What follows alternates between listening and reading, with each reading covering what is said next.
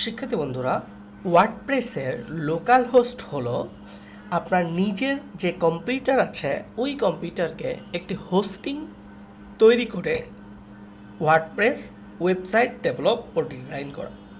অর্থাৎ আমরা যদি একটি ওয়েবসাইট ওয়ার্ডপ্রেসে তৈরি করতে যেতাম তাহলে সবার প্রথমে আমাদের যে জিনিসটা দরকার হতো একটি ডোমেইন এবং একটি হোস্টিং। ডোমেইন বলতে আমরা বুঝাচ্ছি ওয়েবসাইটের যে নেম স্পেস বা নাম, সে বাই এক্সাম্পল romansarkar.com। এই romansarkar.com-কে আমরা বলছি ডোমেইন বা ওয়েব স্পেস বা আমাদের ওয়েবসাইট।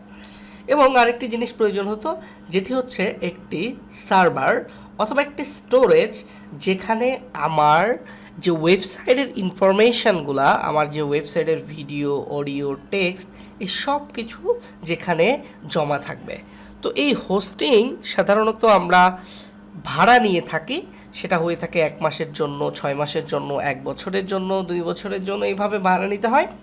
অনেক সময় অনেক বড় বড় অর্গানাইজেশনে তাদের লোকাল তাদের নিজস্ব হোস্টিং থাকে, সেক্ষেত্রে তাদের যে অফিসিয়ালভাবে তারা তাদের অফিসে এরকম বিভিন্ন ধরনের কম্পিউটার বসায়, চিপ বসায় এবং সেখানে এই সার্ভার সেট আপ করা হয়। তো আমরা আজকে দেখব কিভাবে আমরা আমাদের নিজস্ব কম্পিউটারকে একটি সার্ভারে রূপান্তর করতে পারি, অর্থাৎ লোকাল হোস্টে আমরা নিজের কম্পিউটারকে রূপান্তরিত করতে পারি। সো যাদের কম্পিউটারে উইন্ডোজ 8 থেকে উইন্ডোজ 10 এবং 11 সেট আপ দেওয়া আছে, তারা আজকে আমার এই প্রসেসটিতে খুব সহজেই আপনি সেট আপ দিতে পারবেন। এছাড়াও যদি কারোর ক্ষেত্রে দেখা যাচ্ছে যে এটি না থাকে, অর্থাৎ আপনার যে উইন্ডোজ সেট আপ সেটি এর আগের, তাহলে আপনাকে এটির ওল্ড ভার্সনটি ইনস্টল করতে হবে।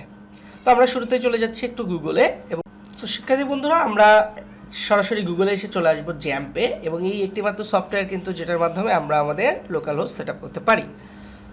এছাড়াও অ্যাপাচির আরও অনেক ধরনের সফটওয়্যার আছে যেগুলো অনেকে ইউজ করে, বাট সব থেকে ইউজফুল সফটওয়্যারটি এটি।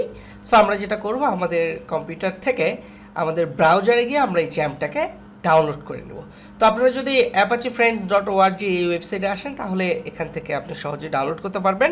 এখানে আমরা উইন্ডোজের জন্য ডাউনলোড করতে পারি, আমরা লিনাক্সের জন্য ডাউনলোড করতে পারি, আমরা ওএসের জন্য ডাউনলোড করতে পারি।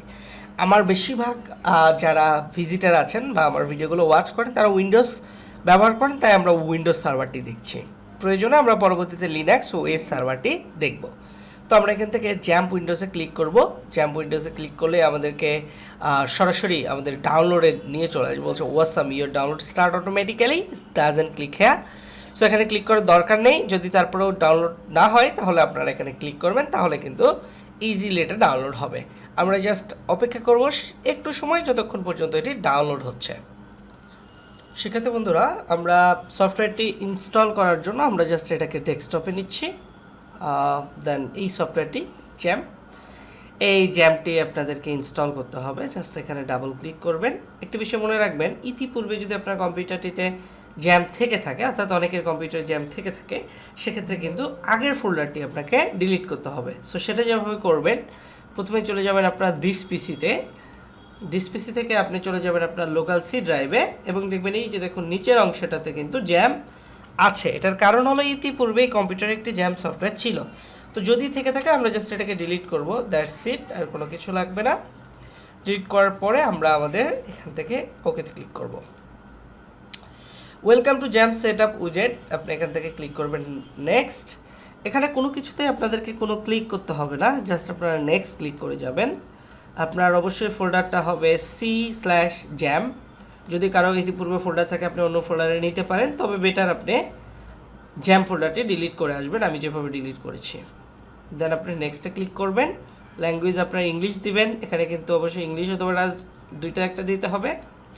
আপনি এখান থেকে নেক্সটে ক্লিক করবেন, এগেইন নেক্সটে ক্লিক করবেন, অ্যান্ড অপেক্ষা করবেন সম্পূর্ণ ইনস্টল হওয়া পর্যন্ত।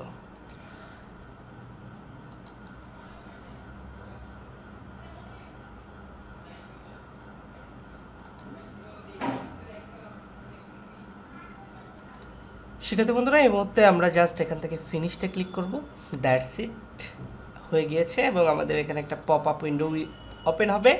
আমরা আগের যে আমাদের সফটওয়্যার ফাইলটা, এটাকে ডিলিট করে দিতে পারি চাইলে। এই মুহূর্তে আমাদের কাজ হবে এখান থেকে আমাদের ওয়ার্ডপ্রেস ডিজাইন ডেভেলপমেন্ট জার্নি শুরু করা। তো আমরা এখান থেকে অ্যাপাচিটা যদি ওপেন করে দেই এবং আমাদের মাইস্কুয়েল ওপেন করে দেই, একটা জিনিস আমরা মাথায় রাখবো, অনেক সময় আমাদের এই জায়গাটাতে, এই অ্যাপাচি যে জায়গাটাতে এবং মাইস্কুয়েল যে জায়গাটাতে আমার এই কম্পিউটারে ওপেন হবে এবং স্টপ হয়ে যাবে, সেক্ষেত্রে কিন্তু আমার কম্পিউটারের যে সফটওয়্যার ভার্সন এটা সঠিকভাবে কাজ করছে না, এটা আমাকে মাথায় রাখতে হবে। তো আমরা যদি এখান থেকে আমরা এই জিনিসটাকে স্টার্ট দেখি, তার মানে বুঝবো এটা অফ আছে। যদি আমরা এখান থেকে স্টপ দেখি তাহলে বুঝবো অন আছে। তো আমরা এই দুইটাকে স্টপ লেখার স্ট্যাটাসটা দেখলে বুঝবো সব কিছু ফাইন।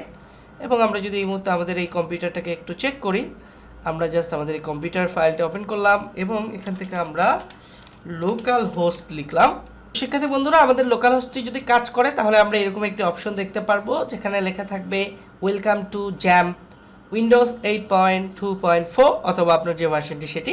এর মানে আপনার এই কম্পিউটারটি এখন লোকাল হোস্টে পরিণত হয়েছে, অর্থাৎ এই কম্পিউটারের প্রতিটি ফোল্ডার, এই কম্পিউটারের প্রতিটি ড্রাইভ সব কিছু এখন লোকাল হোস্টের আন্ডারে পড়ছে।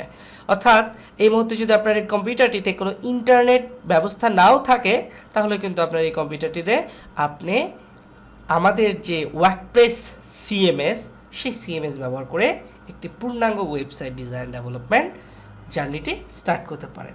আজকে ভিডিওটি এতটুকুই। নেক্সট ভিডিওতে আমরা শিখব কিভাবে ওয়ার্ডপ্রেসটি সম্পূর্ণভাবে সেট আপ করবেন। সে পর্যন্ত সবাই ভালো থাকবেন। যারা এই ক্লাসটি করেছেন অবশ্যই আমাদের কোর্সটি শেয়ার করবেন এবং ভিডিওটি যারা দেখছেন অবশ্যই ভিডিওটি শেয়ার করবেন। ধন্যবাদ সকলকে, সবাই ভালো থাকবেন।